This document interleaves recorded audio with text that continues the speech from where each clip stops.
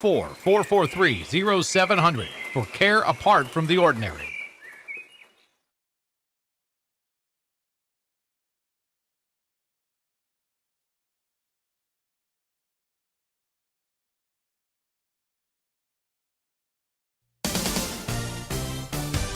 What's up, folks? This is Maurice Trent, and I'm a Blackhawk Cougar. Well, it's true that when it's game time, we might be on different sides. It's the other team that we were all a part of that will make it real difference once the season's over.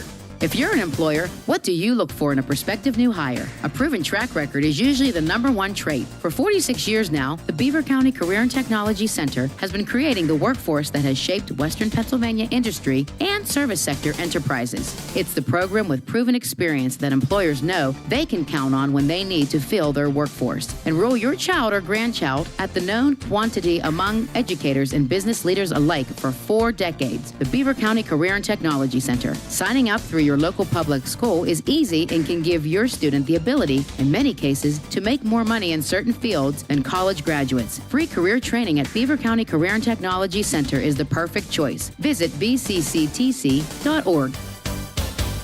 The views and opinions expressed on WBVP and WMBA are those of the participants and host. They are not necessarily the viewpoint of WBVP and WMBA, its staff, management, and advertisers. Thank you for listening to WBVP and WMBA. Now back to One Man's Opinion with Bryan Pasquale. All right, everyone. Welcome back to One Man's Opinion on Sports with me, Bryan Pasquale. I'm here at the same part of his studios. Joining me today is my producer, Ryan Garazunas. He's doing a fantastic job over there. We had some technical difficulties. We are through them. You can check him out alongside co-host Mike Mueller every Monday through Friday from 11 a.m. till noon on YouTube. That's Two Dumb Yinzers. From 11 a.m. till noon every Monday through Friday. They talk Steelers, Pirates, Penguins, and much, much more. Also, make sure you check us out here on Beaver County Radio, Facebook Live, and Beaver County Radio YouTube. I would like some calls because next week we're not even going to be able to take calls. We're going to have 3 guests next week, Ryan. 3. Jumpin' Jim Brunzell, a.k.a. Jim Frazier. We're going to have Dan Neely, and we're going to have Scap Attack next week. So, everybody, give us a call here today, 724-843-1888 or 724-774-1888. Hey, let me go and put you through, all right? We do have a caller right now. See, all I have to do is mention the numbers, and magically it just happens that we have a caller. Yo. Anonymous Gambler, are you there? I am here. I have a question. So I tune in pretty much every week. Didn't you say like 2 weeks ago you were going to play less commercials? Well, yeah, I don't think we're going to commercial until the 5 o'clock hour now after that whole debauchery. We're going to skip the next set of commercials, believe me. I mean, I'm not watching a live stream, but how much money you got in them pockets after that 15-minute commercial break? Listen, I'm retiring. I don't even have to do the 5 o'clock hour. I'm just going to do the 4 o'clock hour, and then I'm going home, and I'm retiring to Tahiti. There you go.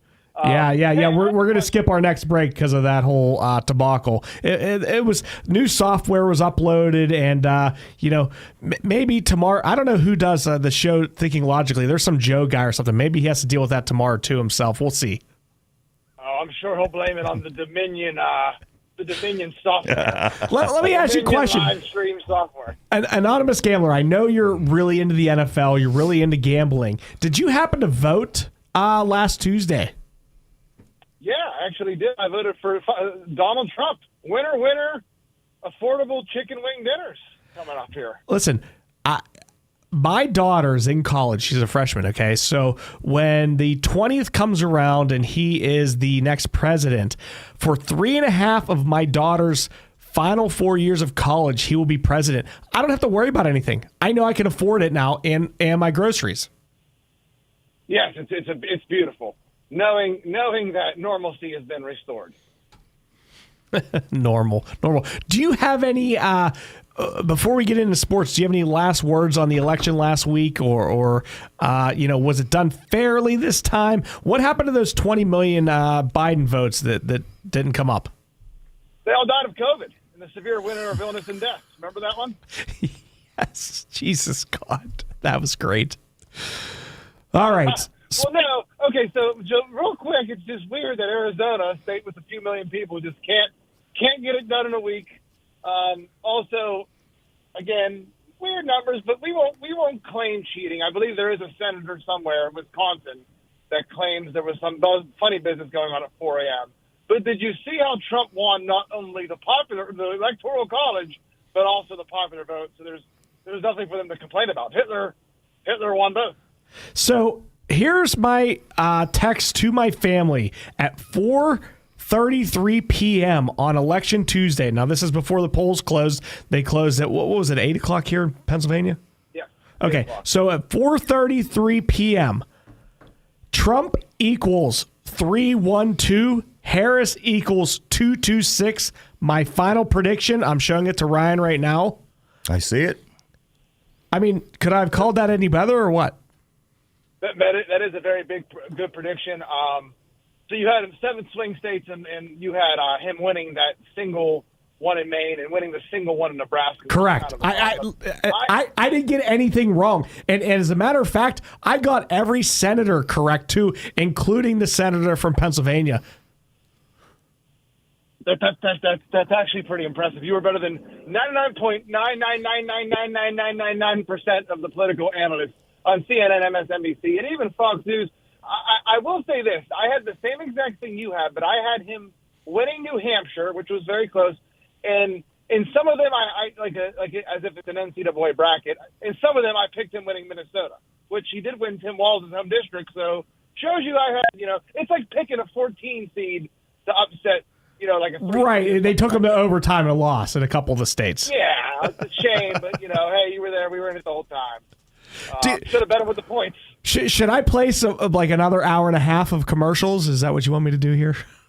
No. Hey, it's okay. So let's talk about the electoral college in sports. So Yes. How long did it take for people to just all of a sudden hate the electoral college and think it should be replaced? It's a fairly new thing the last 30 or 40 years, I think. Al Gore maybe and Bush. Well, you're the sports guy. How Yes. about this? So I did my maths and I looked on ESPN.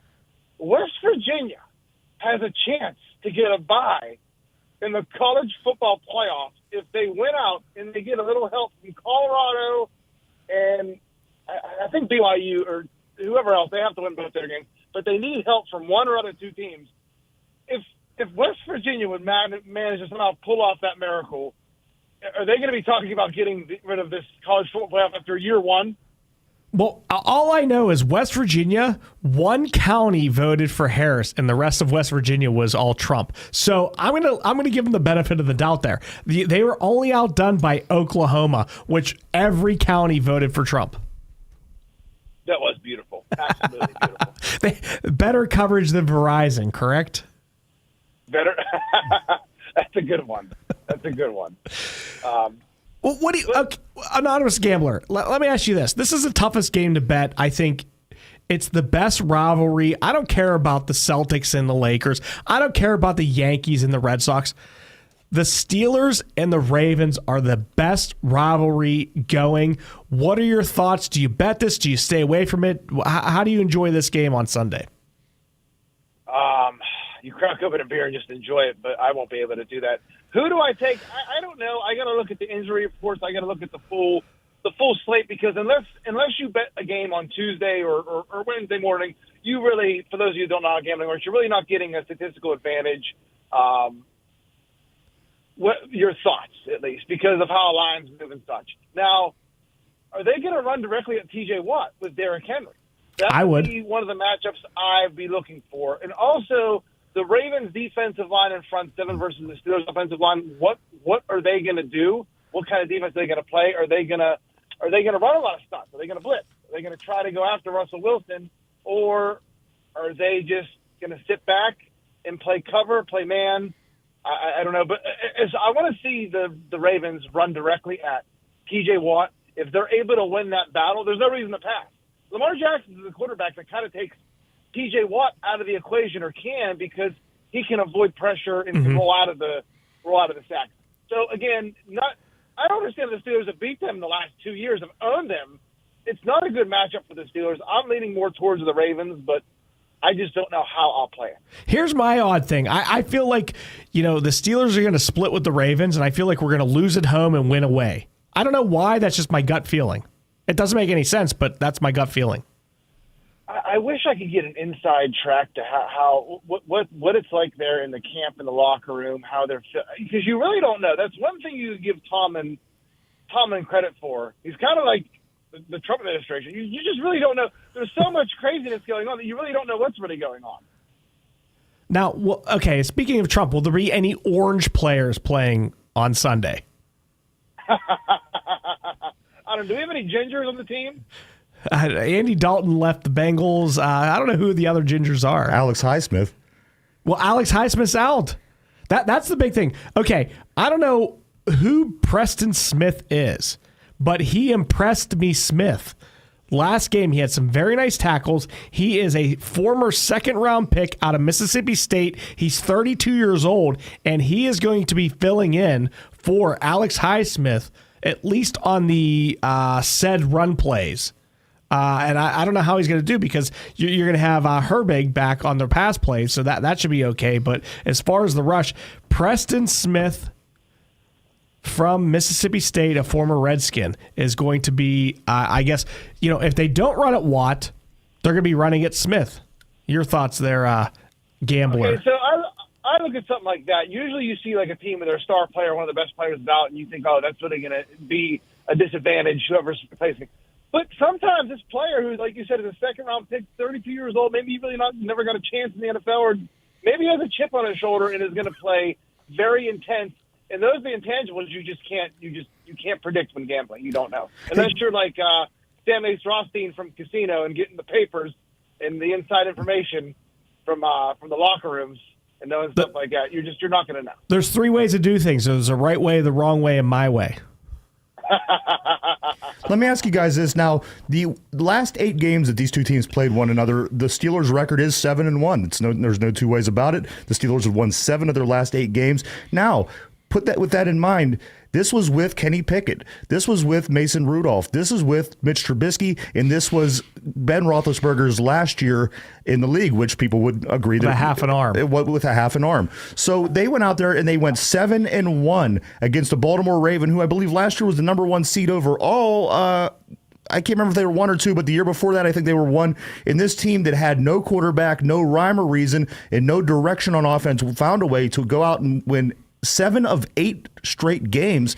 I think now that we have a competent offense, I think now that Baltimore's defense certainly isn't what it was. Yes, their offense is very strong. Derrick Henry, they have a core of receivers that are really good. But don't you think this would be the time that the Steelers would play the Ravens better and possibly beat them? Because, again, we did it with no rhyme or reason for 3.5 seasons. I mean, we really had nothing going for us, yet we still managed to beat this team 7 out of 8 times. So is it the heart that goes into the game? Is it the grit? Or at the end of the day, because, again, we weren't that good of a football team the past couple of years, yet we managed to beat this team over and over and over, which I would think would give us the advantage now with a quarterback and everything that we have going for us. What do you guys think? And they were an underdog in a lot of them games they won the past 3 years. And again, I think we're an underdog right now at home. Yeah, I think it's like 2 points or something. Ryan, you made some actually really good points, and that actually makes me want to do the exact opposite and bet the Ravens, because usually when stuff like that, all the chips fall in place for one team, and you bring that to light, it makes you want to just bet the other side. You're right. I don't know why. Anonymous Gambler, Ryan made all of his good points this segment. He made all of his bad points last segment. That's how it works. Can I get a little bit of backup? Give us a call, 724-843-1888 or 724-774-1888. TJ Watt fans, back up producer Ryan here. That's probably why Ryan does make good picks, but there's no money behind him. That's why. Anyone can pick a team. Hey, when there's no pressure, there's no money. As soon as there's money involved, I would lose every game. I promise you. I promise you. Well, hey, at least we'll have money to lose for the next 4 years, right, guys? It's like I am so relieved in life because, you got to just assume Vance is just going to win the 4 years after that as well. Yeah, and then we got 8 more years after that, and then Barron Trump can run. Right. By then I'll be retiring, so they could steal my Social Security at that point. You're 2 more commercial breaks away from retiring. How ridiculous was that? Like, okay, so they got some new software, and you'll probably figure it out tomorrow or whatever. But the whole live feed was on this site, that site, some other site. I think it was on Pornhub at one point in time. So we had to take it down and reboot. And in the meantime, while they were rebooting everything, we had to run a bunch of commercials, which we love our sponsors. Your sponsors, we love you, but we don't want to run them for 20 minutes straight like we just had to. I said, what is this station run by robber barons over here where it's just three commercial segments for every regular segment here? But, right. Yeah, I called and I said, wow, this is the longest commercial break ever. Didn't that guy just say something about not doing this? And then, okay, I'll give you that one, the Dominion software. Right. Well, like I said, we just skipped this last set of breaks because there's no need for it because we just did 6 hours of breaks in a 30-minute segment. Well, hey, you guys have fun for this extended segment. I'm going to get out of here. I will see you guys next time. I can't wait to discuss the results of this. I'm going Ravens. I'll tell you guys. Oh, I hope you're right. All right. Have fun, guys. All right, thanks, take man. care. Mary, Yeah. quite contrary. We have Mary on the line. Go ahead, Mary. Yeah. I would like to ask a question. Do you think the Steelers are going to go to the Super Bowl this year on how they're really playing? Mary, listen, we are halfway through the season. We can all be optimistic and hope and pray. There's always a chance because if you get hot at the right time, we do have a Super Bowl winning quarterback. We do have one of the highest paid defenses. If we stay healthy, I'm saying there's a chance. I think it's a little too early to get into that because you do have the undefeated Chiefs, you have the Buffalo Bills, the Baltimore Ravens. The AFC is very stacked. And all four of those teams play against each other this weekend. Yes, yeah, and it should be all games of the week. But it's not. It's like the Bengals versus somebody, right? Yeah. It's so weird. Now, have you been a Steelers fan for a while? You sound like you're like 21, 22? Oh, yeah, I am. So you're just a new Steelers fan then? Yeah, and I'm just kind of wondering because I know they didn't play well last year. And I'm kind of hoping, but, who knows? Well, last year we went into Buffalo, and I believe they had 8 feet of snow, and we had to delay the game like a couple days, right, Ryan? Yeah, there was an issue. So there were some extenuating circumstances there. Hopefully, we can win the division and host some home games, and you could jump down there with your terrible towel and go cheer them on down at Acrisure Stadium. I think, Mary, this is Ryan. I think that the Steelers do have a chance. I think they have just as good a chance as anybody else right now. We are sitting at 7-2. Yes, Buffalo is ahead of us at 8-1, and Kansas City, of course, is undefeated. But we're right there in that pack. We have, as Bryan stated, a really good defense. We now have a competent quarterback who sees the field differently. And I think that this team certainly has a good chance get into the playoffs. I think once they get into the playoffs and get one win, that's almost the hump for us right now, getting that one win in the playoffs. Get that confidence. But I think if they do that, they could run the table. And as I said, I think that they have just as good a shot as anybody at this point. Now, Mary, I'm going to ask you the same question you asked us. Do you think they can win the Super Bowl? I'm not sure. Maybe? I would say maybe. I'll go with a maybe. That's better than a absolutely not, right? Yeah. And also, I have another question. Yes. I've been out of town for a couple months, and I'm not up that early to call Frank Sparks. But there was a show called Ralph's. What was his name? Ralph or something? Sports Corner. Sports something? Corner. Yes. Yeah. I've been trying to get him on Tuesday, to listen and stuff, and I can't seem to get him. Do you know what happened to him? We do not have a sports show on Tuesdays. That's the official statement. But he is doing a show somewhere else right now. Yeah, I think if you get online or have somebody in your family help you get online and check it out, I believe he does do something on Tuesdays. But for Beaver County Radio, there is no sports show here on Tuesdays. Can you tell me why?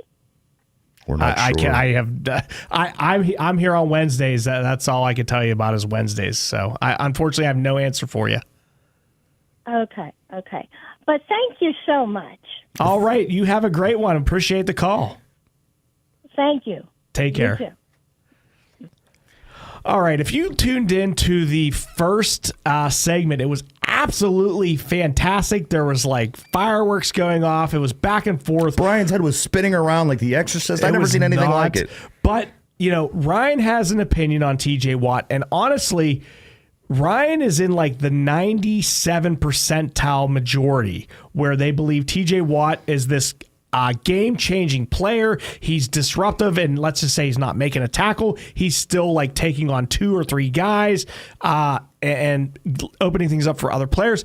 I, on the other hand, watch the games.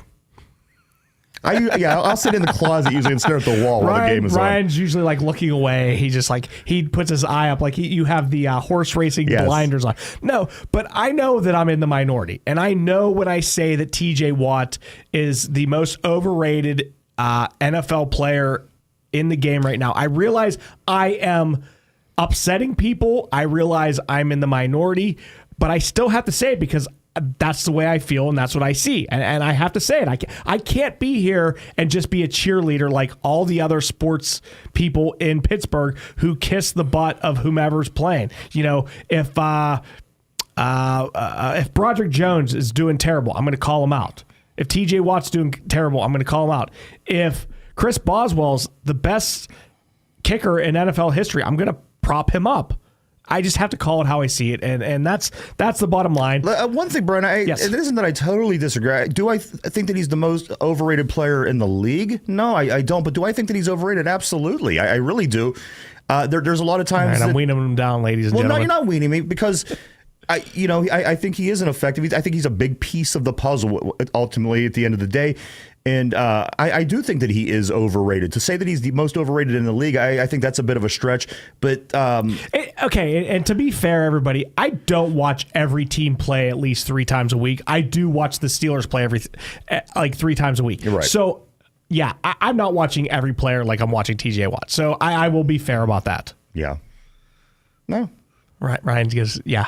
I thought you had something to add there. But yeah, so what I'm saying is, there's certain players that play the game in a style to, what do they call it, your brand? To make your brand bigger. A lot of wide receivers are this way, right? They want the big catch. They don't want to get hit by anybody. And there's some things I want to get into. George Pickens, what did he have here? George Pickens was 5 catches for 91 yards. But there's a play that I want to talk about, and this might be me nitpicking, but I feel like this is why Andy Reid and Bill Belichick win Super Bowls, because they nitpick. Everything could have gone great. You could have won by 4 touchdowns, but they're still going to find those things to nitpick about. And one of them is George Pickens. Early in the game, I want to say it was our second possession, he caught a ball over the middle, which he hardly ever does, right? I would agree. Yeah, he's usually on the sidelines, right? Absolutely. So he goes over the middle. He stops his route 2 yards short of the first down because he didn't want to get hit. And what happened was his momentum, he stopped his own momentum, so when the defensive back hit him, he was stopped 2 yards short of the first down. If he runs through that catch, there's a good chance he gets the first down, but he was scared to get hit. And I'm going to pick on things like that. Even though he's our best wide receiver, Mike Williams, we'll see how good he does in the future. There's not even a close second. Right. We'll see what Mike Williams does, like I said. And I get that, but at the same time, like, he's still scared to go over the middle and get hit. And when you see him on the sidelines, what does he do? He catches the ball and he runs out of bounds. Right. Versus a Hines Ward who would catch the ball and turn upfield and try to grind out that extra 3 yards. Is that what we were supposed to be getting with Roman Wilson? Who? Exactly. Never heard of him. Yeah, I think that's the kind of player that people were hoping we were going to get. And of course, we have not seen Roman Wilson for one snap. He played like 8 plays, right? Well, I think. I didn't even see him. No. He played 8 plays in one game. I want to say it was like the Colts or somebody. And I honestly, Ryan, I watched the game 3 times. I still didn't see it. Yeah, no, neither did I. Not even a snap. But I don't know if you have that guy on this team. I don't know if you have a guy that has that fight. We will see with Mike Williams. Are there guys like that in the NFL even still? I'm sure there's a few, but you know like what? DK Metcalf, DK Metcalf could probably run over everybody on the field, right? You know. So I don't know. I'm trying to think how many guys are out there that play like that anymore. It's this whole analytics thing. Like, okay, we're going to throw it to the sidelines because nobody on the defense could be sidelines and out. Right. So you have half of that interception or pass deflected. You have that taken out of the game. So if you throw it a little to that side, you're either going to get a catch or an incomplete pass versus an interception. And you see all these analytics, and I want to break down so many parts of this game in the 5 o'clock hour, which we'll get back to our normal commercial breaks at that point, right? Yes, we are on track right now. Or do you want to go to break for 4 hours again? We could do a 4-hour break. And then retire. We can retire to sunny what Greene County. Greene County. We can't go too far south. We can go to Greene County, maybe Fayette County. Yeah, right. Now, I have a question. We have about 4 minutes left. Ryan, you do the high school football games here. Correct. I have one question. Are you going to be doing the Elwood City game? You know what? At this very moment, I don't know, but in about an hour's time, I will know. I don't have. Okay, so there's a possibility. There's a possibility. Who do they play? South Park. South Park Eagles, baby. Oh, I thought it was the one with the little 4 kids that walked around when their heads moved. No, not Cartman, not Kenny, and right. whatever the group. No, the South Park Eagles, which is my old stomping grounds. I graduated from South Park. My daughter graduated from South Park. Yeah, they will take on Elwood City. Now, do we know where that game is? I don't. Again, all that information I will have in about an hour because the guys from Coach's Corner. It's not at either location, right? Because South Park hosted Mohawk last week. Yeah. So I think this week it's a neutral site. I remember back in 1991, Ryan, and I forget where the neutral site was. It was like down in a valley, and it was kind of dark, and it was tough to see the game. But I went to see South Park play this little school called Aliquippa. Did you ever hear of it? Nope, never heard of it. All right, so Aliquippa, it's in Beaver County. Some of you might have heard of it before. And there's this little guy named Ty Law that was the running back. Yes, I remember that. For the Aliquippa, what are they, the Quips? Quips. The Quips. And they beat South Park like 6,492 to like 6 or 7. Like South Park scored 1 touchdown. I don't know if it was like just a fumble. It was like a fluke play that they scored. But they would hand the ball off. And I think he only played the first half. They would hand the ball. Ty Law made his bread and butter in the NFL as a defensive back. But, at that time, he played defensive back and running back. They would hand him the ball. And I don't think at any point in time any South Park player ever tackled him. He just scored a touchdown every time they handed him the ball. Yeah. And you know what? And that wasn't just confined to football. He was dunking basketballs, and they were really good in basketball. Everything the guy did, he was a winner.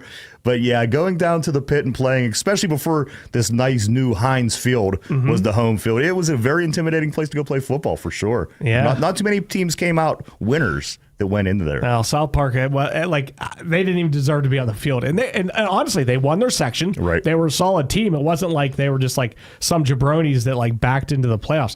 I think they went whatever and won, and then it wasn't even close. I was like, well, Dad, let's get home. I don't even think I was 16 at the time. One thing I do want to say, Brian, I know we were going to get ready to go into the break, but something interesting did happen last week because Aliquippa did get eliminated from the playoffs. TJ, listen, I'll let you finish in 1 second, but my sister lives in Pleasant Hills, which is part of TJ High School. And if you drive up and down the main road, there's signs on every telephone pole when you play, it'll say the upcoming teams, blah, blah, blah, blah, blah. It was like, Aliquippa, you're going down, blah, blah, blah. And they did it. Yeah. I don't know how they did it. What was the score of that game? I don't recall what the score was right off the top of my head, but one thing that I do know is they were on a 17-year winning streak. They went to the Heinz Field game 17 straight years. This will be the first time Aliquippa is not going to the Whippeal Championship for over 17 years. So kind of an amazing statistic. Is Coach Warfield back next season? I'm not sure. I haven't heard. I don't know what he has going on here. I might have to talk to a couple of my ex-state trooper buddies that are good friends with him and see if I can get the lowdown. You know, Mike, what? we're gonna be digging into your history. We won't. Whatever you got going on personally, that's great. Though it is the first year that they didn't make the WPIAL championship game, and Mike is not coaching. So maybe if he comes back next year, they said something like he was taking a year break. So Okay. I don't know. If he has something going on personally or if he just needed a rest or what was going on there. So, whatever's going on there, hopefully if it's family related, it's all good and he has that all squared away. What do you want to talk about during the 5 o'clock hour? Do you want to talk about the Steelers and the Ravens or do you want to talk about the Penguins versus who's your first? It looks like they got Detroit tonight. Does anybody care about the Penguins anymore? You know what? Yes, but no. Right? They do. Right? I mean, we love our Penguins, but right now it's Steelers season. It's right in the middle of Steelers season, and the Penguins aren't playing too well. So, yeah, the edge is certainly towards football at the moment. All right, everyone. We're going to talk about the Steelers versus the Baltimore Ravens. It is Ravens week. We are going to go to break. I promise you this time it's going to be less than 2 minutes. It's not going to be an hour and a half like last time. You guys have been listening to WBVP 99.3 FM and 1230 AM. We'll be right back to One Man's Opinion on Sports. Tune in to Driving in the Fast Lane with Frank Sparks on 99.3 FM and 1230 WBVP. Monday through Friday from 6:30 to 9 a.m. Frank will talk about what's happening in the news, locally, regionally, and nationally.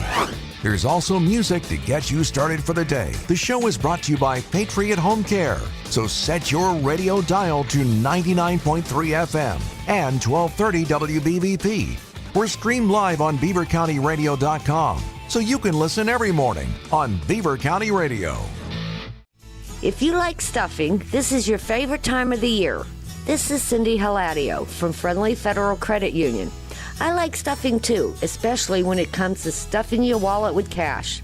Forget the fancy Thanksgiving recipes. I suggest a visit to Friendly Federal Credit Union. Apply for a holiday loan today to stuff your pocketbook before holiday shopping. Based on credit approval, Friendly Federal Credit Union, member NCUA, equal housing lender. I'm Daniel Frank, and I'm a Beaver Bobcat. That's because we are training for a long and a very profitable postseason once high school is over at the Beaver County and Technology Center.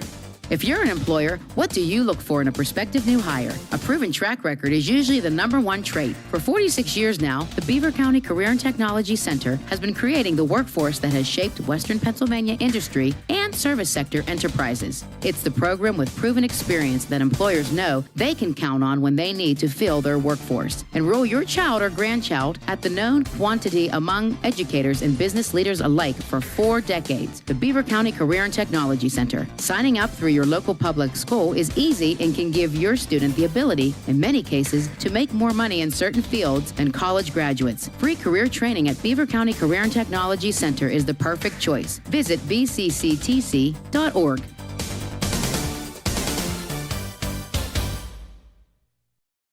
The views and opinions expressed on WBVP and WMBA are those of the participants and host. They are not necessarily the viewpoint of WBVP and WMBA, its staff, management, and advertisers. Thank you for listening to WBVP and WMBA.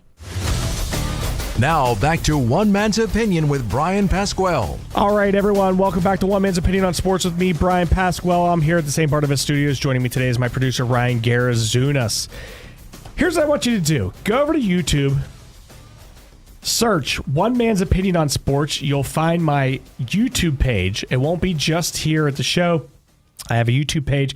Go over there, hit the likes, hit the subscribes, jump on board. I will be giving NFL, NBA, and all kinds of updates on there. I really appreciate it. I just started the channel like 50-some days ago. It's going very well. I have over 80,000 views in under 2 months. I'm hoping to get the 100,000 views in under 2 months. So go over there to One Man's Opinion on Sports over on YouTube and make sure that you subscribe. I really appreciate it. But, it helps me get out material. The more subscribers I get, the more time I can put into it. I guess that's the bottom line. Make sure you give us a call here at 724-843-1888 or 724-774-1888. We are taking calls this entire 5 o'clock hour next week. Be sure to tune in from 4 to 6 on One Man's Opinion here on Wednesday. We will be having Jim Frazier, Smokin' Jim Frazier from the Sports Corner, Ralph Williams show. We will have Jim Frazier on. As well as that, we will have Dan Neely, our Buffalo Bills /fantasy football /betting insider. And we will also have on Scap Attack, the famous YouTuber, NBA and NFL expert, Scap Attack. Those three gentlemen will be on the show. Why, Ryan? Because we have the Browns that Thursday night. It is Thursday night football next week, so make sure you check us out from 4 to 6 here on One Man's Opinion on Sports with Ryan Garazunas and Bryan Pasquale next week. Full house. It's going to be packed, man. Well, yeah. It's going to be packed. I can't wait. All right. Why don't we get into, do we want to talk about TJ Watt again? Sure. All right. If you missed that, go back on YouTube or Facebook or however you found us and watch that. The first segment was a blast. We got to go back and forth about our thoughts on TJ Watt. Ryan is in the huge majority. I am in the huge minority on the argument. So we'll just leave it at that. Let me give you some stats from the last game, Ryan. Wait. I think a majority would say that he is the best player, the best. I don't feel that he is the best player in the league. I don't feel that he is what you're saying that people think. Here's the thing, though. It's like, okay, so the Steelers fans all think that because they're fans. What right? do they think? I want to hear it come out of your mouth. What is it exactly that the Steelers fans think? Here's what, and I want to not just Steelers fans, Steelers local media, the national media, and the Steelers coaching staff all think this. And the teams we play against as coaches, head coaches, say this. I don't know if they think this. They might just say it and secretly think like, oh, we can exploit them, right? They all think that he's the best player in the NFL on the defensive side of the ball. He has to have 2 or 3 guys' attention on him at all times because he could change the game at any point. And I think they're scared of him. Everybody's scared of him. And I just don't see it. I've seen Cooper Kupp and Puka Nacua block him one-on-one and manhandle him. I've seen it. It was last year against the Rams, but I've seen it. And, I've always, my argument was always this, Brian. I don't know how you're going to sit there and just go through the pass rushers and say this guy or this guy or this guy is the best defensive player in the league. You have many of athletes on a defense in the NFL. Mm-hmm. You have defensive linemen. You have secondary players. Mm-hmm. And for people, I've never agreed with the people that said he is the best defensive player in the league. Hands down, I think that there's players that I can think of right off the top of my head that's better than him on the defensive side of the ball. There's guys that have 200 more tackles than he does a year that aren't even in the consideration for Defensive Player of the Year. There's somebody right now, Brian, I can't think of who it was. He's about 120 tackles at this point, which puts him on pace for about over 200 tackles. Right. That person's never even mentioned in this conversation. Absolutely. It'll just be the sack guy, or, a lot of interception guy, or, whatever. Yeah. The turnovers and the sacks are rated way higher than the guy that gets 10 tackles a game. Absolutely. And I don't get it. I'm like, that guy that made 10 tackles a game, he probably was more influential, and I get it. A lot of times it's going to be middle linebackers. Speaking of our defense, Patrick Queen had 6 solo tackles. Joey Porter Jr. had 5 too many because I think he got beat too many times. If you would add in his holds, that would have been about 10 tackles. Elliott had 4. Roberts had 4. Fitzpatrick had 4. Is that what we want to see? All linebackers and safeties making the tackles? Oh, you don't. And right? The guy I was thinking of was Zaire Franklin from the Indianapolis Colts. Right now he has 105 tackles right around the halfway point. So that's going to put him at roughly 200 tackles a season. Right. I would think that a person that is putting that kind of work in, that it's making 200 tackles in a season. Somebody from the Seahawks had like 200 and some tackles last year, and he wasn't even a mention. Right. He wasn't even an honorable mention. It was the sack guys. And that's how I think that it's kind of a skewed award, because it always comes down to, is it going to be Myles Garrett? Is it going to be TJ Watt? Is it going to be one of these other guys where I think you have to mention a guy who makes 200 tackles a season. You have to mention a guy that has 8 interceptions. You have to mention these people. I just don't understand why it just comes down to that rusher. And I think that's kind of where this debate sparks at. Why don't they have... I hate awards. I just hate this like personal opinion stuff, right? So, Ryan, when I played baseball in high school, I was the best backup shortstop on the team. Okay. And then I was the best at every other position. Okay. So the shortstop was a better player than me. So I played shortstop when he pitched, right? But I was the second best player on the team by far. There's a couple coaches that didn't think that, right? So in high school, I decided to not play for the high school and I ran track. There's this funny thing in track that's different than this, right? It's called the stopwatch. I ran the time that I ran, and nobody could argue that, right? There's no subjectiveness. These Defensive Player of the Year awards, these MVPs, which the MVPs, like, when's the last time it hasn't gone to a quarterback? Yeah, no, you're right. Right? Like, it's like a sack award winner and a best quarterback award winner when it's MVP or Defensive Player of the Year. And it's just stupid anymore. It's subjective.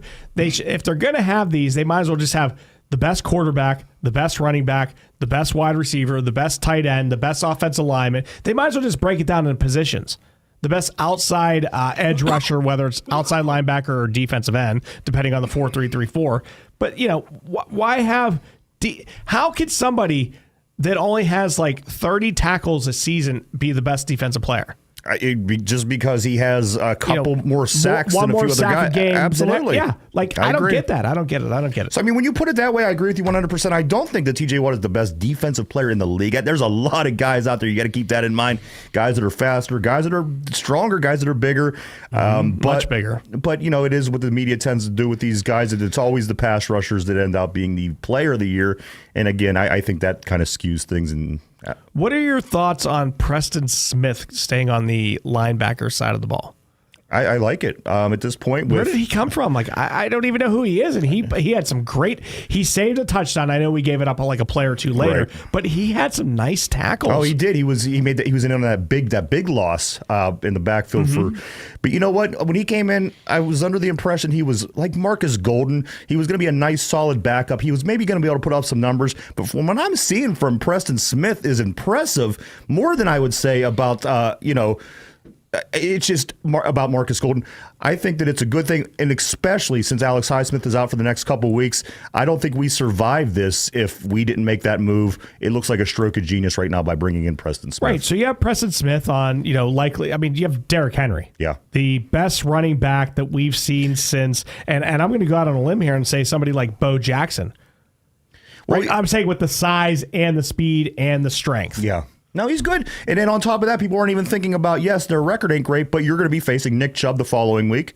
And then you have to find a way to go out and stop a very, very efficient passing game on another team that isn't playing too well or isn't winning a lot of games. But the numbers that the Cincinnati Bengals have been putting up, especially against the Ravens, who's a very comparable team to the Steelers, was unbelievable, the numbers that he put up. Joe Burrow and Jamar Chase.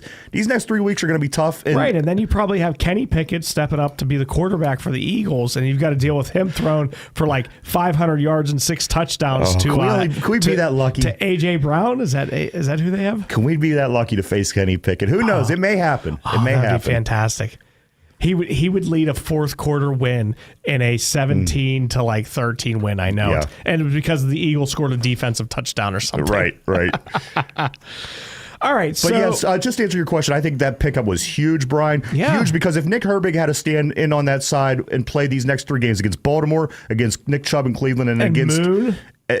Right. So this looks like a stroke of genius. People were saying why. There's other things you could have did, but right now this was the perfect move to be made. All right, there's a play that I want to talk about. We have 2 minutes, so we could dive into it after the break. Yeah. But the first punt we had, we ran this Patterson sweep to the right. Do you recall the play? Yeah. He only had like 3 rushes all game. It was his first rush, and he got smeared for like 2 yards short of the first down. And it was because Pat Freiermuth just got thrown to the ground. Like, what? How do you feel about Pat Freiermuth? Like, I'm not a fan of the contract. I think he's absolutely awful on running plays, which I don't understand why he's one of the lead blockers on the sweep to the right when he's literally lying on the ground, not blocking anybody. I believe, he had to hurdle Freiermuth and then he got smeared. Why isn't Washington one of the lead blockers over on that side? I mean, that's a mountain of a man. I think it's because just he's more of a seasoned veteran. He knows what he's looking at, opposed to Washington being a little bit younger.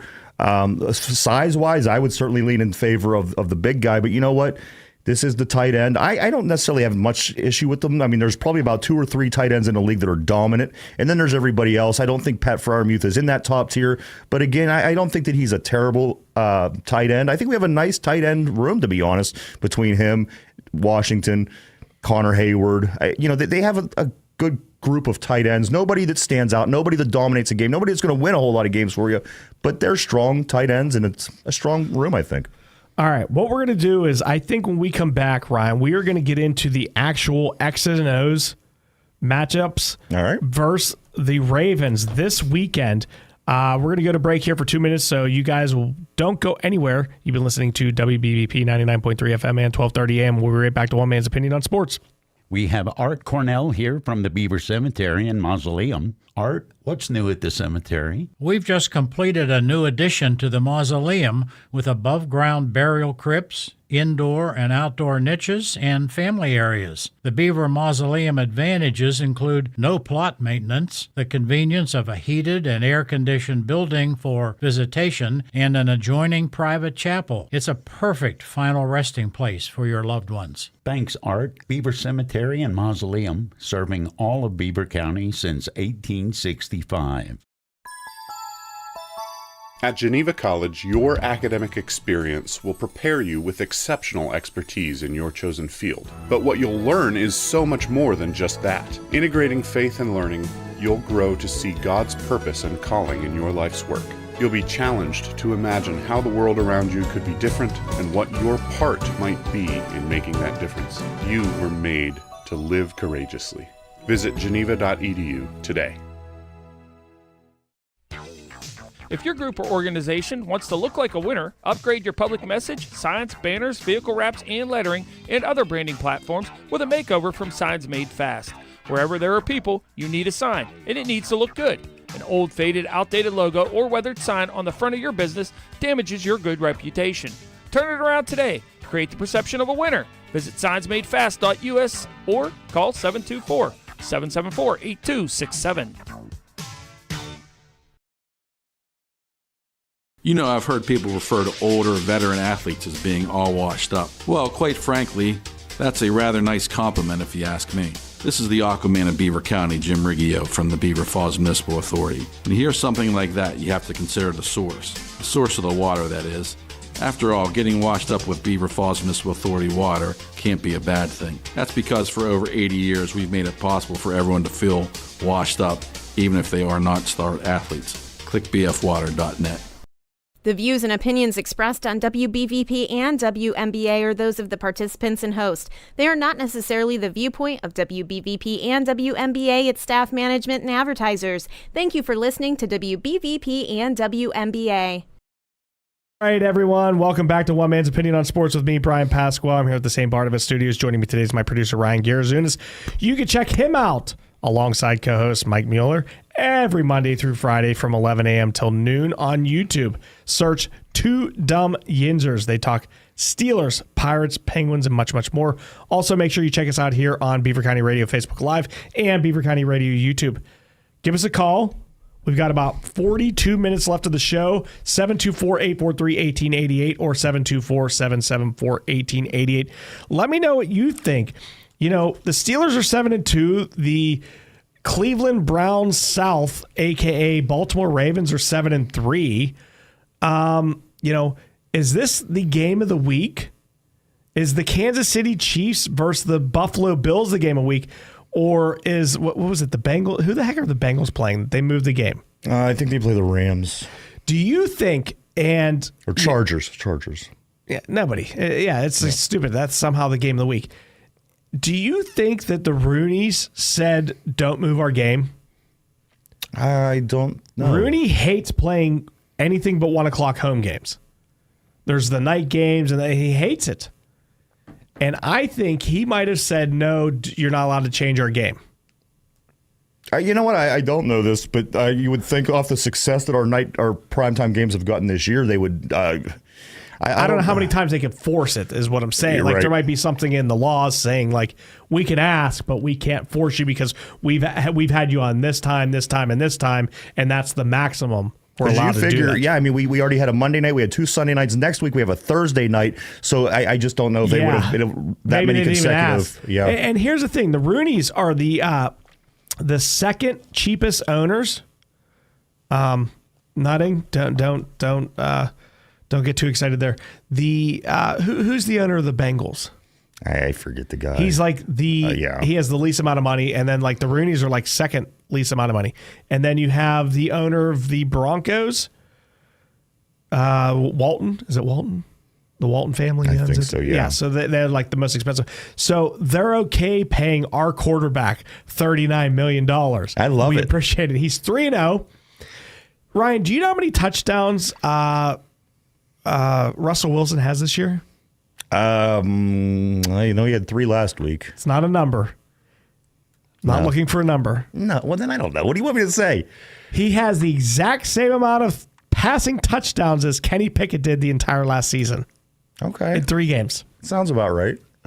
How sad is that? It's it's a difference between a guy who's going to walk into the Hall of Fame on the first ballot and a guy that may or may not be in the league in a year or two. He's going to be doing Levin commercials for the rest of his life. Let me ask you this. I just pulled something up, Brian. Who is the best 7-win team at this moment? There's 5 of them in the National Football League. 2 of them are right here in the AFC. The other 3 in the NFC. Of course, the Steelers and the Ravens both have 7 wins in the AFC. Mm-hmm. And then over in the NFC, the Eagles, the Commanders, and the Vikings. These are all pretty good football teams. Who do you think is the best 7-win team? So there's 5 7-win teams. Yes. The Bills have 8. Yes. And the Chiefs have 9. Correct. And the Lions have 8. Yes. Okay. So there's a 9-win team, 2 8-win teams, and then there's 5 7-win teams. You're asking me who the best 5-win 7 team. I'm sorry. The best out of the 5 7-win team is the Ravens, the Steelers, the Vikings, the Commanders, or the Eagles. Which one of those teams are more likely to go the furthest in the playoffs? Should we just go to dead air after I answer this question? Because Sure. I feel like that everybody's going to just shut me off. Go ahead. No, I don't think there's a wrong answer. I think these are all really good teams. There's a wrong answer, and I'm going to say the Philadelphia Eagles. Okay, now that would be the last team I would pick out of these 5. But why do you think that the Eagles? They have Barkley. They have Hurts. They have Brown. They have everything. They have the defense. They have it all. I think that they are going to be playing in the NFC Championship game. I don't think the Ravens are going to be. I don't think the Steelers are going to be playing in the AFC Championship games. That's why I'm saying it. It's a very good possibility for them to be playing in the championship game. You don't know how it lines up, but I think if the Lions play the Eagles and the Chiefs play the Bills, that's like your 4 best teams. Right. Well, we certainly will find out. Just one man's opinion. Absolutely. We do have a whole half of the season left. A lot can happen between. But in all fairness, for the question that I asked, Philadelphia would be the best. I think the Minnesota is a little bit overrated. Sam Darnold isn't the greatest, but he's all right. They're certainly improved from last year and from the past. And they have Van Jefferson. So they do have some things going on. Washington, that was a good football team. Do you think that the Commanders feel like that was a first down on 4th and whatever it was, where they ended up a little short? I'm sure. But you know what? Also about this Washington Commanders team, they're young, too. When you come in with your rookie quarterback and you're at where they are at this point in the season, that team has a future. They're going to be better moving forward. So I wouldn't put that team as the best of these 7-win teams. Again, Minnesota, I wouldn't say either. Yeah. I think it comes down to Baltimore. I would say Baltimore. I think Baltimore's the best 5-win team. I can't argue that, but I'm going with the Eagles just because I think that the Eagles, as long as they stay away from the Lions on their side of the bracket, they are going to get to the NFC Championship game. Whereas I think the Steelers and the Ravens, they have to go through either Buffalo or Kansas City. Why is Kansas City not in Kansas City? Quick question. Why does the state just curl around Missouri? Anyway, just a quick question. You watch that on elections. You're like, why? Yeah. It's just it loops right around the city, and they're not in Kansas City.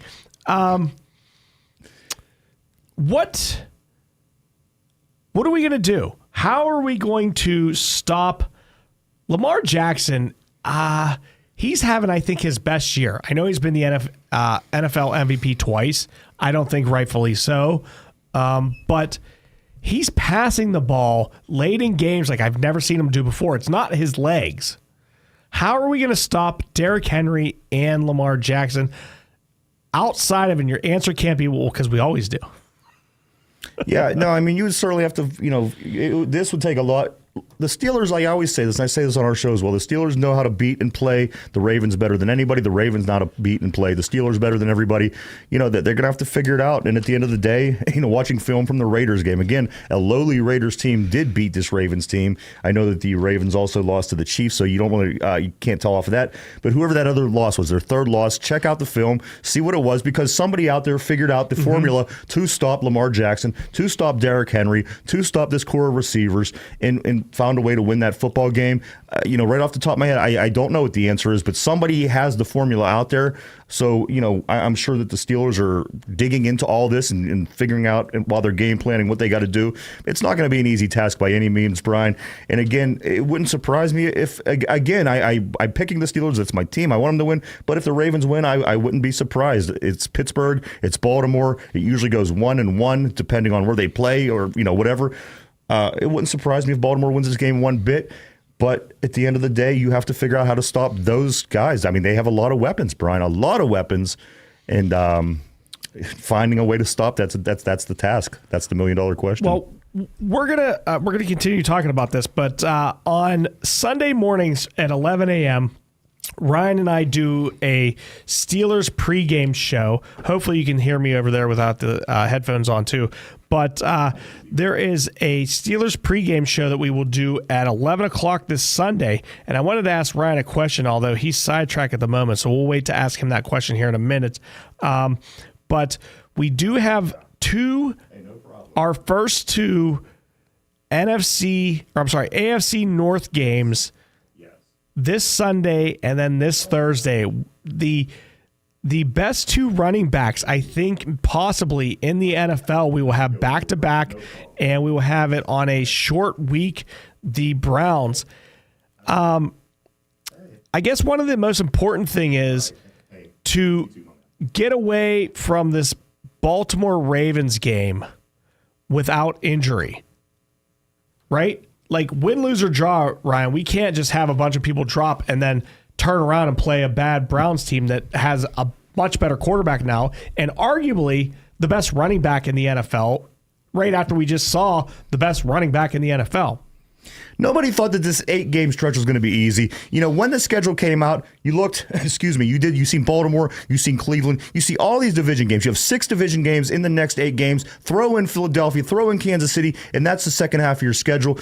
It's not going to go as it did in the first half. And a lot of people might say, there was a lot of heart attacks for fans in those first 9 games. But you can't expect this team to go out and just round off wins, win after win after win after win. Are the Browns and the Bengals as good as they were supposed to be? No, they're not. But again, who knows how to play the Steelers better than Baltimore, Cincinnati, and Cleveland? You're going to have good games no matter what, and against those other 2 teams I mentioned as well. Baltimore, if we split this series, I would be happy with that, and I think that fans should be happy with that. Splitting, no matter what, with Baltimore is not a bad thing. But this is the part of the stretch that everyone was talking about. This is the part of the stretch that people said, the Steelers haven't played anybody. Let's wait till they get to the second half of the season to see what they're all about. I think that all of that still holds true. We're going to learn a lot about this football team over the next 8 weeks. We're going to see bad. We're going to see good. We're going to see a whole bunch. We're going to see who's ready to step it up, who's ready to make a run in the playoffs. But it all starts this weekend with the Baltimore Ravens. Is the way that this game and the way the following game 4 days later, the way that they finish, is that going to dictate things? I don't think so. I think that the Steelers are going to go on and they're going to play every game the way that they do. Now, mind you, this is a good football team. It's an improved football team, and you have a quarterback back here that sees things way better than Kenny Pickett, Mitch Trubisky, Mason Rudolph. So there's a lot of things that go into this game. I think that's why this game is so fascinating. On top of the topical things, Brian, Patrick Queen, he came over from Baltimore. They have Deontay Johnson now, who we didn't really want, but he came through a trade from another direction. Our offensive coordinator, R.D. Smith, was the offensive coordinator in Tennessee when Derrick Henry had his most productive season. So many things goes into this game. So I don't think that it's clear-cut one way or another. It's going to be a Baltimore Steelers football game. It's going to be a tough game. It's going to be low scoring. It's going to be close. I think that's the only thing that we can pretty much probably guarantee. But besides for that, Brian, this second half of the season, it's nobody ever said it was going to be easy. I think we are going to take some lumps. At the end of the day, you just got to find ways to win more games than you lose, and let's get into the playoffs. I mean, we could be 9-0, right? But we're 7-2. We could be with a backup quarterback for over half the season. Some might argue the best backup quarterback in the NFL currently. Absolutely. I would agree. I would take him over any. Absolutely. I mean, if I looked at a piece of paper. And you take him over, what, out of 5-10 other quarterbacks that are starters? Absolutely. Maybe even more than 10. So they're 7-2. There is some room for error to make the playoffs. Is there room for error, Ryan, to win the division, though? I think the Ravens are just going to keep coming and keep coming and keep coming. That's one thing about the Ravens. They play well against everybody except for the Steelers. Again, if you look back over the past 4 years, they play really well. Their record against the rest of the NFL is amazing. And then there's the Steelers. I think that this game is huge. It really is. To answer your question, to win the division, I think the margin of error is small, especially with Baltimore. If they tie us this week with the record, I think it's a whole new ball game. If we go up on them 1.5 games this weekend, then you have a little bit of wiggle room. But again, this game is huge.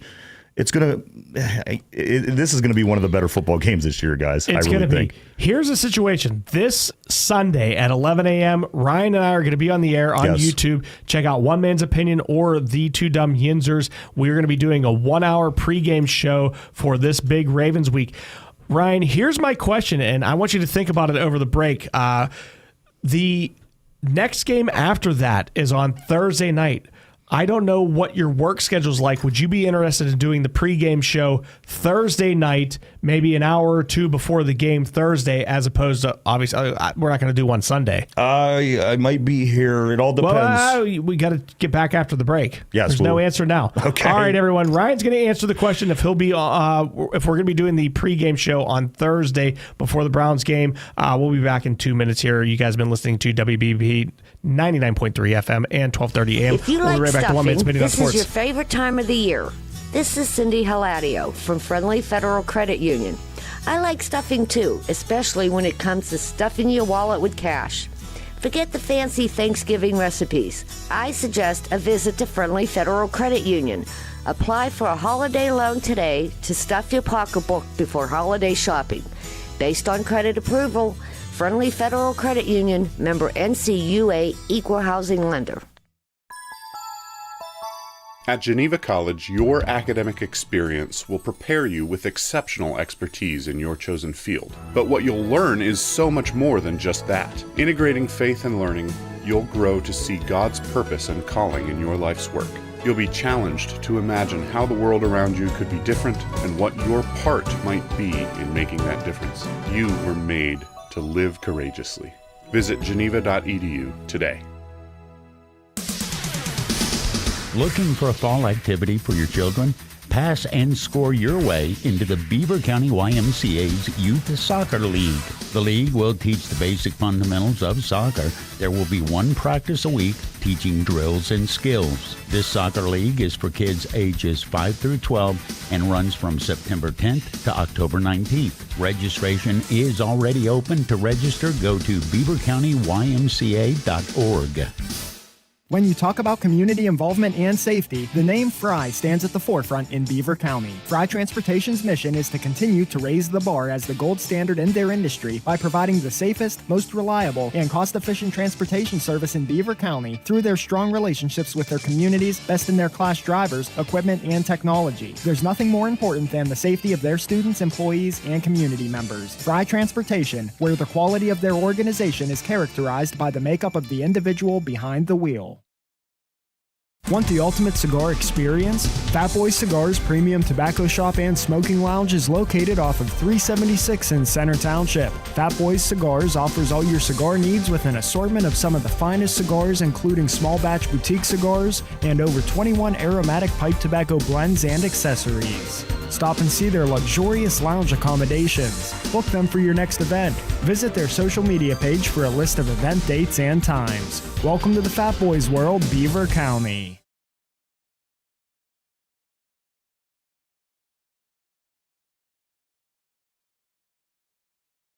The views and opinions expressed on WBVP and WMBA are those of the participants and host. They are not necessarily the viewpoint of WBVP and WMBA, its staff, management, and advertisers. Thank you for listening to WBVP and WMBA.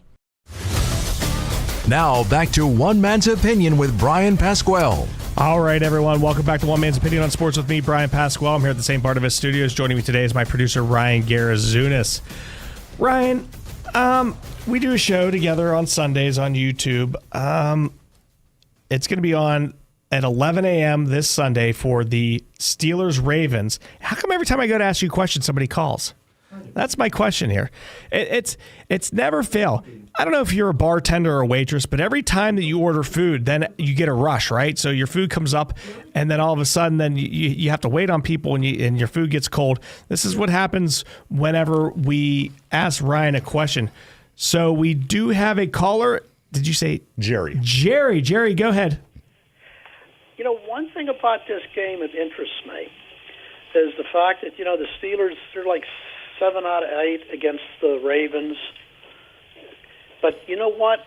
This is maybe the most truest test because Lamar Jackson is healthy and Lamar Jackson is playing. A lot of those wins they piled up against the Ravens were was that guy Tyler Huntley? Yes. The backup? The backup quarterback who can never seem to score points, but he's a very good backup quarterback. But, they're getting the Ravens like at full health. The Steelers are pretty much at full health. This is going to be a real test to see, who is the best team in that division. It's probably the best matchup among the two that they've had in quite a few years. Now, not last season, but the season before, I went to the home game versus the Ravens. And late in the game, the Ravens drove down and scored to get it within 1, and Harbaugh went for 2 and didn't convert, and the Steelers ended up winning that. I'm like, that was the dumbest thing ever. And it was one of those seasons where Lamar Jackson, they were in first place. He goes out. We get the Huntley, and the Ravens don't win the division. The Bengals end up winning it. Right. That's the thing. A lot of years, Jackson has been hurt. The other fellow's been playing. I don't think the other fellow's as good a backup as people make him out to be. And it's going to be fun to watch this one because the Steelers have a living, breathing quarterback, and the Ravens have a living, breathing quarterback, and it's going to be a real, us or them test it, and we'll see who comes out. Now, I think the Steelers have a good chance of winning. Now, I've listened to some Baltimore Ravens insiders, and basically they say that the Ravens have a terrible special teams unit and they have a terrible defense. However, they have a little bit better offense than we do, obviously, at the run game and the pass game. They just so this should favor the Steelers, but it's always a rivalry game. I don't care if you stink or if you're good. I think it's going to be a tight game. Well, I think the Steelers have one advantage that they can get it early, and that is their pass defense on Baltimore is awful. And if the Steelers can get up like a touchdown, 2 touchdowns, they won't be able to run Derrick Henry as much, and that might change the game over. But if Baltimore gets ahead of a couple scores, they can really control the ball running and do that. It's going to be a hard game for the Steelers, but I'm looking forward to it. I think it's going to be one of the better in-season games that we're going to see for a long time. You brought up a great scenario, and obviously if you're winning, you have a better chance of winning, but if you get up and the Ravens have to go and drop back and pass, Nick Herbig, TJ Watt can pin their ears back, and as hard as I am on TJ Watt, whenever the Steelers are up and the other team needs to pass, he does get pressure on the quarterbacks. He does do that. But like you said, what if the Steelers are down and they're just jamming Derrick Henry down our throat? How are we going to respond to that?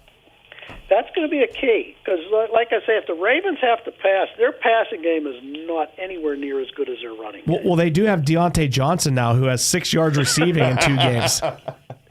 Well, let's see.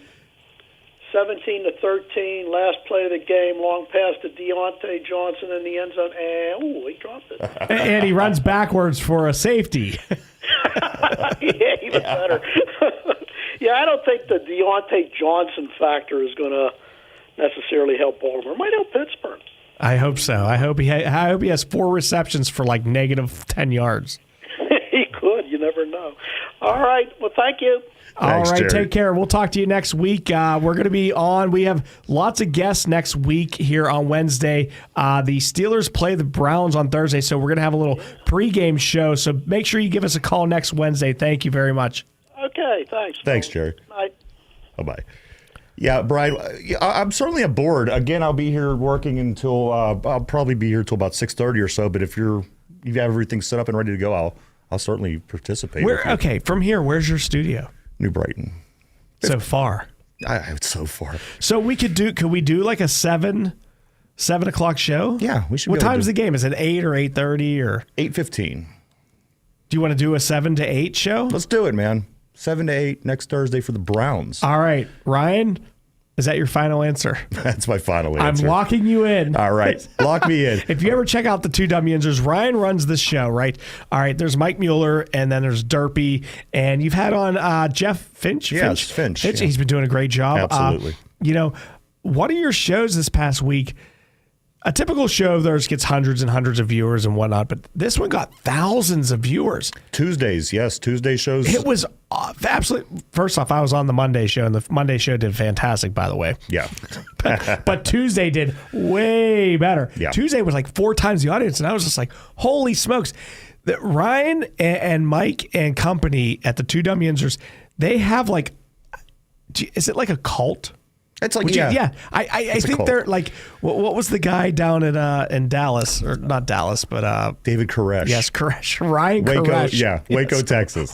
Yeah, they have this cult like following. It's fantastic. So if you're a Steelers fan, jump over to the Two Dumb Yinzers, and that show on Tuesday.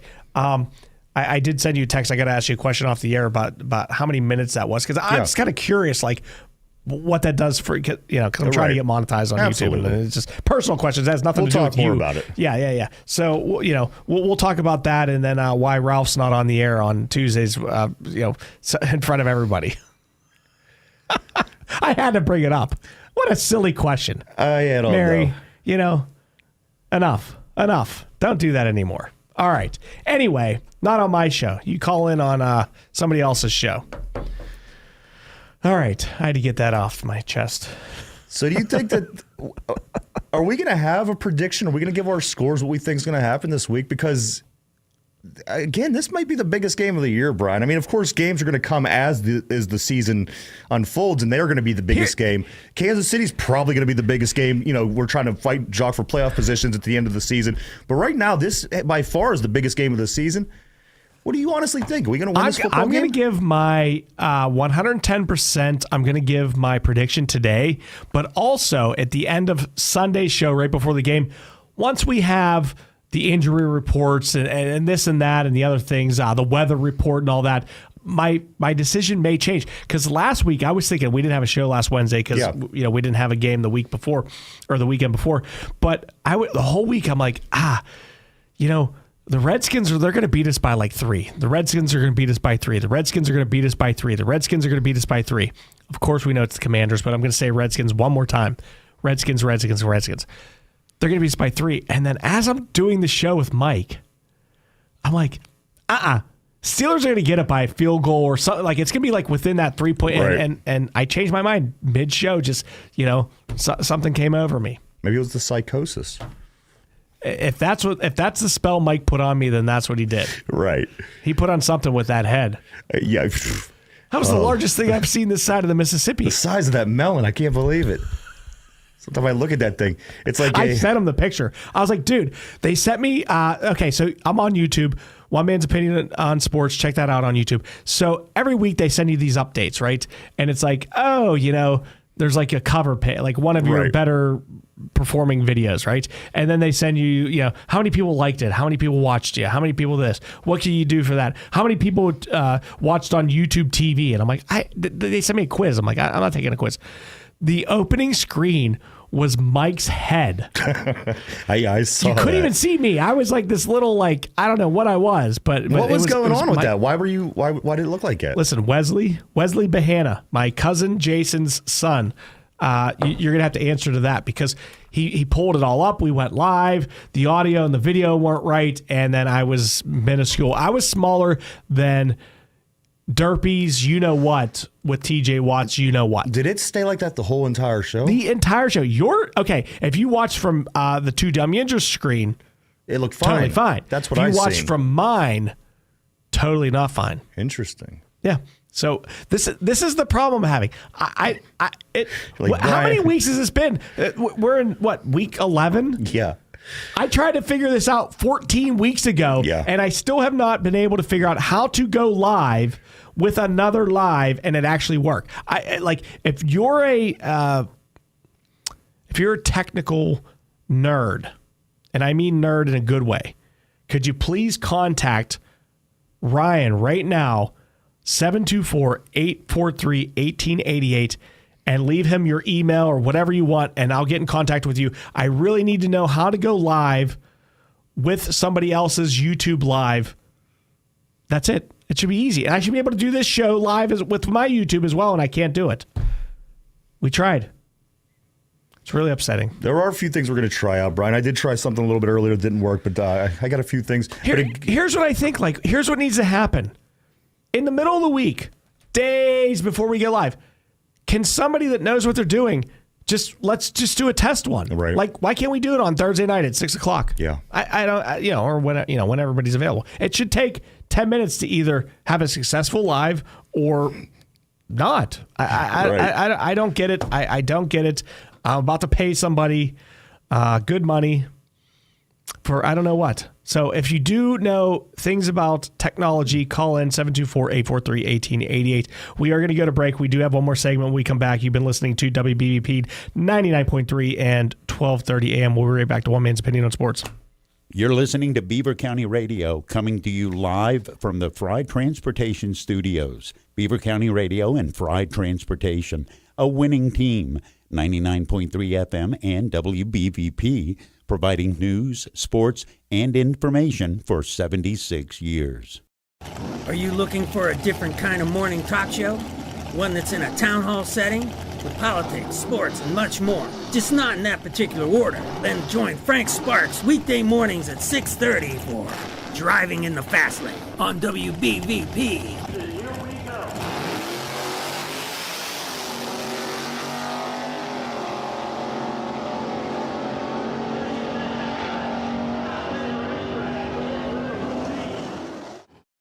The best of Beaver County is easy to discover. It's right here on your radio.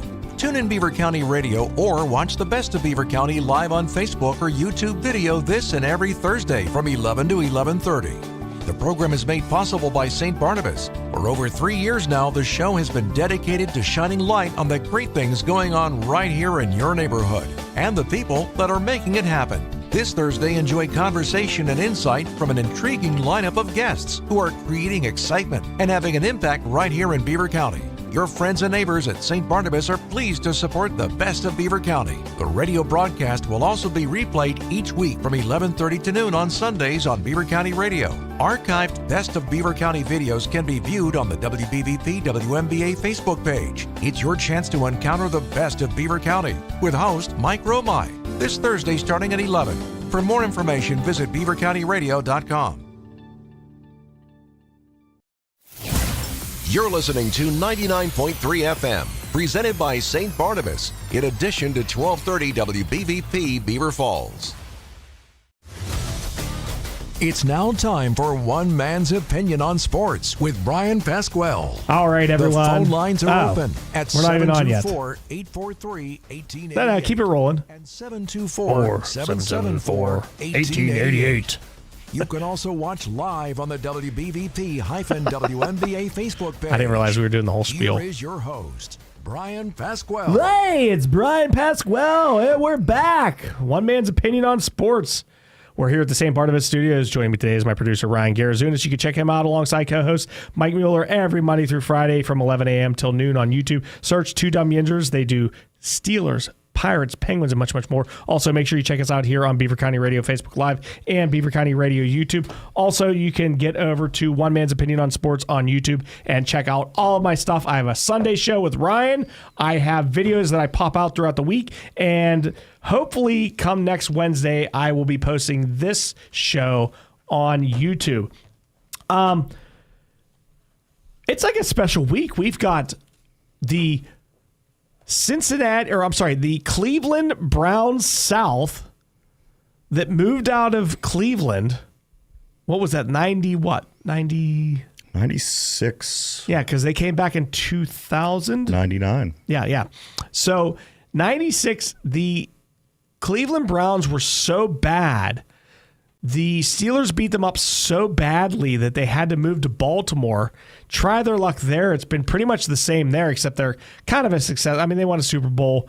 And then next Thursday, we are going to be playing the new Cleveland Browns. So next Wednesday's show, we're going to have on Jim Frazier, Smoking Jim Frazier. We're going to have on Dan Neely and Scap Attack. So it's going to be a huge show. It'll be a nice pregame. And then as well as that, at 7 p.m. on Thursday on YouTube, you can go to the Two Dumb Yinzers or One Man's Opinion and check out Ryan and myself's pregame show, right? That's right. I cannot wait, man. We have a lot of things going on, Bryan. Should I plug anything else? Check out Thinking Logically every Monday and Thursday here on Beaver County Radio from 5 to 6. That's Joe. What's Joe's last name? Corsai. Joe, that's right. Joe Corside. And what's his buddy's name, Mike? Mark. That's what I said. Slappy Samsonite? Samsonites, yes. Yeah, they do a great job. Conservative Talk Radio, pretty much, they do a great job there. So check them out on Mondays and Thursdays. What else? Frank does his morning show, right? Let's talk about Frank's show. He does. What time is Frank's show on? Frank, is your show on? Because I'm not in Beaver County. I'm just outside of Beaver County. So whenever I watch shows, I have to watch on Facebook or YouTube. Is Frank's show just on the radio or is it on YouTube as well? It was just on the radio. However, as we spoke earlier in the episode, they're messing with new software, a few new things, and I've noticed that Frank has been on video a couple times recently as well. Frank, I think moving forward, you should get this show on Facebook and YouTube, and that way I can contribute on the board and listen to it while I am driving into work and headed to my job. So that'd be awesome. What's it called? The morning drive, or what's the road construction? What is it called? Driving in the fast lane with Frank Sparks. Dude, do you think what's the pass in Talladega Nights when he passes him on the outside, high on the outside? What would Daytona? What's it called? Days of Thunder. Okay. Days of Thunder. That's Frank's of Thunder. Frank's of Thunder. Yeah. I like it. All right, so check all that out. We've got the Steelers versus the Ravens. It doesn't get much better than that, right? It really doesn't. And, paired up with the other game, I mean, you probably have the four best teams in the AFC going at it this weekend. Steelers, Ravens, Buffalo, and Kansas City. You're going to have a lot of good football if you follow the AFC. And, as I said, this could very well be the final four teams remaining in the AFC side of the bracket. Depending on how it lines up, yeah. Absolutely, right. Yeah, because you could have three of them on one side, depending on how the brackets line up. But, yeah, I mean, Josh Allen, he has a chance to be the league MVP. Patrick Mahomes is arguably the best quarterback since Tom Brady. Then you have Lamar Jackson, the two-time MVP. And then you have the Pittsburgh Steelers that have the most overrated defensive player in the history of the NFL. Yeah. So those are your four teams. The history of the NFL now. It's not even in the league. It's the history of the NFL. Yeah, it is going to be a really good weekend. And I prefer, obviously, my Steelers are in the AFC. I prefer to watch AFC football. Yeah. But it is going to be a really fun weekend. And again, Bryan, 9-0 Kansas City. Buffalo's 8-1. Steelers are 7-2, and the Ravens are 7-3. One win by this team, loss by that team, it could play such a huge role toward the seedings. It's safe to say those 4 teams are in the playoffs. 3 of the 4 are going to win their division. Unless somebody has a total meltdown, yes. I think. Yes. I don't see anybody catching Kansas City. I don't see anybody catching the Bills. Right. The Dolphins maybe have a chance with Tua back, but 3 wins. He's not wearing that. What was our right tackle's name or right guard's name that went down? Yeah, with the pillow on his head. The black pillow. Yeah. Or what? Do we only have one helmet? Don't we wear a yellow helmet sometimes? You're like the. It's been a long time. I thought we had that's the only time I ever remember. Yeah. We don't have a white helmet, right? Hines Ward was still on the team. Yes, I think when we last wore that helmet, so gives you an idea. Yeah, there's a couple on YouTube. There's some things I want to do, and I'd really like to collaborate with Ryan, and maybe I can somehow finagle the 2 dumb yinzers into this collaboration. But I want to do a best and worst uniforms segment for all 32 teams. There might even be 3 uniforms because it might be before they went from, Indianapolis, they were the Baltimore Colts and they were blah, blah, blah, blah, blah. But I'd like to do best and worst uniforms for each franchise. And maybe next Wednesday, if we have some time, I don't know if we're going to have time, but maybe we could figure out at least the Steelers. That'd be cool. That'd be a lot of fun. Best uniforms, worst uniforms. The Steelers, the Seattle Seahawks, they have some really ugly ones. Yeah. Denver's had some nice ones. Miami's had some nice ones. There's some nice uniforms to choose from, I think. I think so too. And Brian, it seems to me like I just looked this up real quick while you were talking, and I'm not really changing the subject. I'm kind of going off what we just said. The Chargers, the Broncos, and the Houston Texans right now would be the other 3 playoff teams in the AFC. Right. So the 4 teams that are playing each other this weekend, Pittsburgh, Baltimore, Kansas City, Buffalo, and right now would be the Chargers, the Texans, and the Broncos. So, as I said, I think the Steelers have just as good a chance as anybody else. We're going to see Kansas City during the season. We're going to see Baltimore 2 more times during the season. So, if we fare well against them guys, is it fair to say that this team stands a chance this year? Is our quarterback as good as the elite quarterbacks? What a question to ask with 3 minutes left to go in the show as opposed to 2 hours. From what I've seen so far this year, I don't see many things that say that he can't hang with those guys. The only thing that I would think would just be the age. Again, your top quarterback, of course, would be people like Allen and Mahomes and guys like this. I think at one point he probably was as good as those guys. But has he shown his age yet in 3 games? No, he hasn't. Right. And that's what we have going in our favor. Size. That is what we have going in our favor. The fact that he hasn't shown his age, the fact that he has been able to get out of problems, the fact that he has been able to extend plays like Ben Roethlisberger has, and then to throw the ball down the field to make plays. We haven't seen it so far. So, again, maybe him having that first 6 weeks off was a blessing in disguise. Right, and then he played 2 games, and at the end of the games, he was able to kneel the ball. Right. And then he had a bye week, and then we played this week. But now it's like the Ravens, and typically everybody goes away with a little more. Everything hurts a little more after the game. And then we have that short turnaround versus the bad Browns. I really wish that Deshaun Watson was still their quarterback. No, I do too. Because he was just the worst I've seen. Yeah. And now I think they're a much better team without him. And Chubb's getting back on track. He had that whole year off, so he's only going to get better. And I mean, arguably 2 years ago, he was the best running back in the game. And like I said, right after Derrick Henry, who is the best running back in the game. Absolutely. No 2 ways about it. But I think the fact that we do have Russell Wilson under center, the fact that we are seeing Russell Wilson, who isn't showing signs of aging, the fact that Russell Wilson has this amazing energy that's just vibrant, it's coming off him, and people are really being receptive. He's very godly. He's very religious. And I think that maybe that's it. He's the reason. I think he's the reason if we do make it to the far in the playoffs, it's going to be because of Russell Wilson. I agree 110%. I know it's not because of number 90, although he might make some great plays. Here's the thing. TJ Watt, okay, this is the one thing, and I know I harp on him constantly. TJ Watt is very opportunistic. Yeah. If there's a play to be made, he makes it, except he didn't make it against Washington.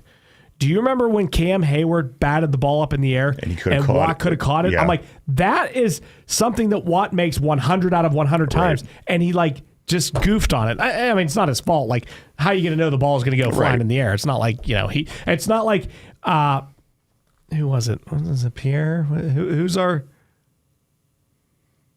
the guy that dropped the ball on the punt? For us? Yeah. Pierre? What's his name? I'm drawing a blank. The fake punt. Oh, Pierre. Yeah, was it Pierre? Yeah. Yeah. Like, dude. Yeah. A 7th grade kid that's going through changes in his life, that's awkward as can be, catches that ball 100 out of 100 times. Yeah. First off, not only do you catch that ball, he was open by 20 yards. That was the right call. I would do it again and again and again and again. I know the situation doesn't dictate that, but that's when you can do it because the other team's not expecting it, right? He's wide open. How do you not catch it? How do you not catch it? And run for a touchdown. Touchdown. And I want to say, after that, though, Pierre did on the muffed punt. Oh, he made up for it. He got the hand in and knocked it to, I forget who recovered it, but he did make it up for on the next couple plays he was involved. So, he wasn't down and out. He didn't let it get in his head, and he came back and did it. Absolutely. No, you're 100% right. All right, listen. I feel like this show's 20 minutes long, especially we had 4 hours of commercials during that hiccup that we had with the online stuff. But I do apologize about that. I hate when we have commercials more than 2 or 4 minutes. You go to a lot of other stations and you hear commercials for 20 minutes straight, and it drives me crazy. But we did do our best to fix the technical situation that was going on. Ryan always does a fantastic job here. Eddie Crow came in, helped out. Frank Sparks on the phone to help out. So I appreciate all of their help to get this show back on track. Ryan, anything before we hit the road? No, great show as always, my man. Big game this weekend. I cannot wait to watch the Steelers and Ravens. And then, like you said, we come back next week, and it's already time for the Browns game. So this is my favorite part of the year. All right, 3 things I have to tell everybody real quick. 11 a.m., catch Ryan and myself on YouTube, The Two Dumb Yinzers and One Man's Opinion on Sports. Then next week, we'll be back here at 4 p.m. And then next Thursday, we'll be back on YouTube, Ryan and I, The Two Dumb Yinzers and One Man's Opinion. Everybody, have a great week, and hopefully we get a win. I will see you all back here in 166 hours. The views and opinions expressed on WBVP and WMBA are those of the participants and host. They are not necessarily the viewpoint of WBVP and WMBA, its staff, management, and advertisers. Thank you for listening to WBVP and WMBA. You've been listening to One Man's Opinion on Sports with Bryan Pasquale on Beaver County Radio. Don't forget, you can watch the show on WBVP-WMBA Facebook page anytime. Tune in next Wednesday from 5 to 6 p.m. for One Man's Opinion on Sports with Bryan Pasquale on Beaver County Radio.